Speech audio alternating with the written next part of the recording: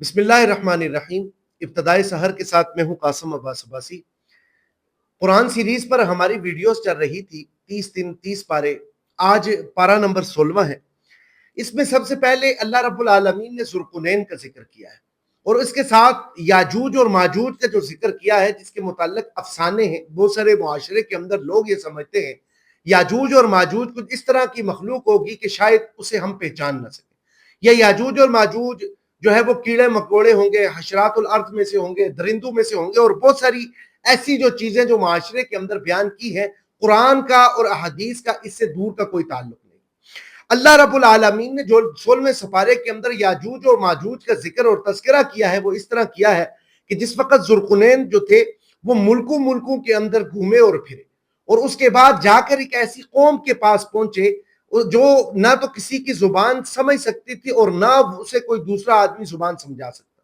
لیکن وہ قوم کمزور قوم تھی، اور اس پر ایک دوسری قوم تھی وہ ظلم ڈھا رہی تھی، جنہیں یاجوج اور ماجوج کہا جاتا ہے۔ جس وقت اللہ کے نبی حضرت ذوالقرنین وہاں پر پہنچے اور انہوں نے ان سے جا کر حال و احوال پوچھا، تو انہوں نے یہ کہا کہ آپ ہمارے اور ان کے درمیان کچھ ایسی چیزیں طے کر لیں کہ جس کی وجہ سے ہم اپنی جانوں کو بچا سکیں۔ جی ہاں، یہ وہی یاجوج اور ماجوج ہے۔ یاجوج اور ماجوج ایک ایسی نسل ہے جس کے متعلق یہ کہا جاتا ہے کہ یہ حضرت یافس کی نسل اولاد میں سے، اور حضرت یافس وہ ہیں جو حضرت نوح علیہ السلام کے تیسرے بیٹے، اور اس کے ساتھ آپ کا جو شجرہ ظاہری بات ہے حضرت آدم علیہ السلام سے بھی ملتا ہے۔ احادیث مبارکہ کے اندر جو آیا ہے اس قوم کے متعلق وہ یہ ہے کہ اللہ کے رسول صلی اللہ علیہ وسلم نے فرمایا کہ یہ ایسی قوم ہے کہ جن کی آنکھیں اندر کو دنسی ہوئی ہوں،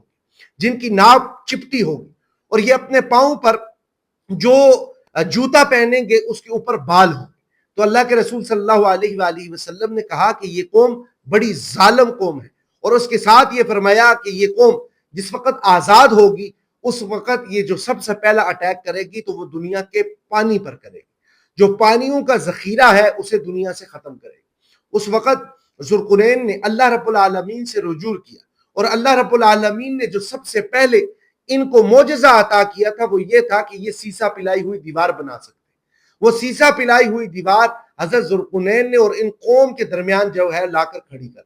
اور اس کے متعلق اللہ رب العالمین نے یہ فرمایا کہ یہ قوم اب قرب قیامت تک محفوظ ہے۔ یہ لوگ روز کوشش کرتے ہیں کہ ہم اس دیوار کو ختم کر دیں، اور حالانکہ اچھا بلا سوراخ ہو جاتا ہے، لیکن اس کے باوجود وہ اسے ختم نہیں کرتے۔ وہ کہتے ہیں کہ ہم کل سے یہاں پر سے شروع کریں گے، لیکن وہ ایک چیز بھول جاتے ہیں جسے انشاءاللہ کہا جاتا ہے۔ اور آپ نے اکثر کہانیوں کے اندر یہ سنا تھا، یہ کہانی نہیں یہ حقیقت، کہ اللہ نے فرمایا کہ جس دن یہ قوم حضرت عیسیٰ علیہ السلام کے قرب و جوار کے اندر، کہ جس وقت ہم عیسیٰ کو نزول نازل کریں گے اس سے پہلے یہ قوم ایک مرتبہ کہے گی کہ ہم اس دیوار کو کل انشاءاللہ اسی جگہ سے شروع کریں گے، اس دن اس دیوار کا آخری دن ہو، اور پھر یہ قوم اس دنیا کے اندر آئے گی اور تباہی مچائے گی۔ رسول پاک صلی اللہ علیہ وسلم نے اس قوم کے متعلق یہ فرمایا کہ جس وقت یہ قوم اس دیوار سے نکل آئے گی اس وقت مسلمان پناہ مانگے گے، لوگ بڑے بڑے پہاڑوں کے اندر جا کر اپنا گھر بنائیں گے۔ یہ ایسی ظالم و فاسد قوم ہوگی کہ جہاں سے یہ گزرے گی وہاں کے بچیوں اور عورتوں کو قتل کر دے گی، اور وہاں کی ہر چیز کو تباہ و برباد کر دے گی۔ یاجوج اور ماجوج کا جو قصہ ہے انشاءاللہ وہ تفصیلاً آپ کے سامنے پھر کسی اور ویڈیو کے اندر رکھیں گے کہ ان کے اسباب کیا ہیں۔ پھر رشیا کے اندر جو ہے احادیث کے اور تفسیر کے اندر جو چیزیں ملتی ہیں، ان کی دیوار کہاں پر مل رہی ہے، کون کون سے ممالک اس کی زد کے اندر آئیں گے، یہ تفصیلاً آپ کے سامنے رکھیں گے۔ یہاں ہم اسی سپارے کے اندر جو دوسری چیز بیان کریں گے وہ حضرت مریم معذرت سورۃ مریم ہے، اور اس کے اندر حضرت زکریا اور حضرت یحییٰ کا قصہ۔ حضرت زکریا وہ نبی ہیں کہ جو 60 سال کی عمر کو پہنچ چکے تھے، لیکن اللہ رب العالمین نے انہیں اولاد عطا نہیں فرمائی تھے۔ یہ وہ نبی تھے کہ جنہیں اپنی اولاد کی جستجو اور آرزو سے اللہ رب العالمین کے سامنے انہوں نے بار بار دعا فرمائی۔ پھر ایک مرتبہ یہ حضرت مریم کے کمرے کے اندر گئے اور وہاں پر دیکھا کہ حضرت مریم پھل کھا رہی، اور ان سے آپ نے پوچھا کہ یہ مریم یہ بے موسمہ پھل تو کیوں کھا رہی ہے اور کہاں سے آیا؟ تو حضرت مریم نے کہا کہ یہ مجھے اللہ نے عنایت کیا۔ یہ وہ جملہ تھا جو حضرت زکریا نے جا کر اللہ کے سامنے یہ رکھا کہ اے اللہ، اگر آپ مریم کو بے موسمہ پھل کھلا سکتے ہیں، اے اللہ آپ مجھے اولاد عطا فرما سکتے ہیں۔ آپ کی جو بیوی تھی حجرے میں بیٹھ کر مسکرائی، اور جس وقت حضرت زکریا نے یہ کہا کہ آپ کیوں مسکرائی، انہوں نے کہا کہ میں ادھیڑ عمر ہو چکی ہوں، میں اب اس عمر کے اس حصے کو پہنچ چکی ہوں کہ میں اولاد جننے کی سکت نہیں رکھ سکتی، آپ اللہ سے اولاد اور مجھے حاملہ کہنے کا کرتے ہیں۔ آپ نے یہ فرمایا کہ وہ اللہ جس نے مجھے نبی بنایا ہے وہ کچھ بھی کرنے پر قادر ہے۔ تو پھر اللہ رب العالمین نے حضرت جبرائیل علیہ السلام کو بھیجا اور کہا کہ جاؤ اور جا کر یہ خوشخبری یحییٰ کو بتا دو کہ ہم آپ کو بیٹا عطا کریں گے، اور بیٹا جس کا نام زکریہ ہوگا، یہ ایسا نام ہے کہ اس سے پہلے اس دنیا کے اندر اس نام کو کسی نے نہیں رکھا۔ تو اگر آپ کے بھی کوئی مسائل ہیں، آپ کی بھی کوئی پریشانیاں ہیں، کوئی تکلیفیں ہیں، یہ وقت کے نبی کی جو بات ہوتی ہے یہ پوری امت کے لیے ہوتی ہے کہ اپنی پریشانیوں کو اپنے رب کے سامنے رکھیں۔ آپ اپنے رب کے سامنے جس وقت ان پریشانیوں کو رکھیں گے، آپ کا رب ان پریشانیوں کا ازالہ فرمائے گا۔ آپ کے رب کے پاس وہ قدرت ہے کہ آپ کا رب آپ کی تمام تکلیفوں اور پریشانیوں کو دور کر سکتا ہے۔ پھر اس کے ساتھ ساتھ اسی صورت کے اندر جو آگے جا کر قصہ ملتا ہے وہ حضرت مریم اور حضرت عیسیٰ علیہ السلام کا ہے۔ یہ تمام احباب کو پتا ہے کہ حضرت مریم علیہ السلام وہ والدہ تھی جنہیں اللہ نے بیٹا عطا کیا، لیکن بغیر باپ کے بیٹا عطا کیا۔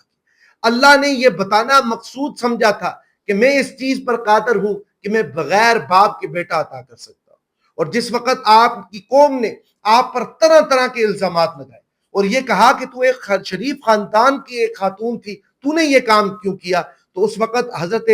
مریم نے یہ کہا کہ میں کچھ نہیں کہہ سکتی، جو کچھ کہنا ہے وہ میرے بیٹے سے پوچھو۔ تو اس وقت 3 دن کے حضرت عیسیٰ علیہ السلام تھے، تو قوم نے یہ کہا کہ یہ کس طرح جواب دے سکتے ہیں، تجھے نہیں پتا یہ شیرخوار بچہ ہے، اور شیرخوار بچہ کبھی گفتگو نہیں کرتا۔ تو حضرت عیسیٰ علیہ السلام کے یہ معجزہ تھا کہ ان نے 3 دن کے ہو کر یہ گفتگو کی کہ میں جو ہے وہ اللہ کا نبی ہوں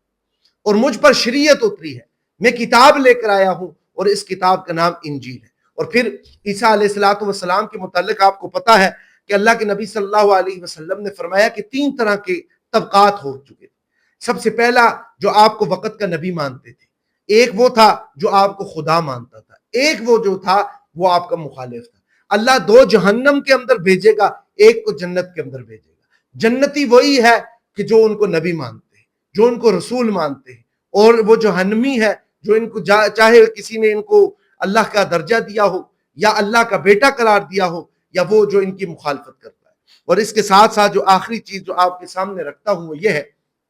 کہ ان تمام چیزوں سے ایک درس اور ایک سبق ملتا ہے۔ وہ سبق یہ ہے کہ اللہ کی قدرت بہت وسیع ہے، اللہ رب العالمین جو چاہتے ہیں وہ کر دیتے ہیں۔ اللہ رب العالمین نے اسی طریقے کے اصول و ضابطے اور کلیے بیان کیے ہیں۔ اگر یہ ضابطے کلیے میں اور آپ سمجھ لیں تو یقیناً اپنی زندگی کو ٹھیک کر سکتے ہیں۔ اگر میری زندگی کے اندر کنج پن ہے، اگر میری زندگی کے اندر ٹیڑھا پن ہے، جب تک ہم رجوع اللہ نہیں کرتے تب تک یہ چیزیں نہیں نکلتی۔ اللہ کے نبی صلی اللہ علیہ وآلہ وسلم نے یہ ارشاد فرمایا کہ کل محشر کے دن اللہ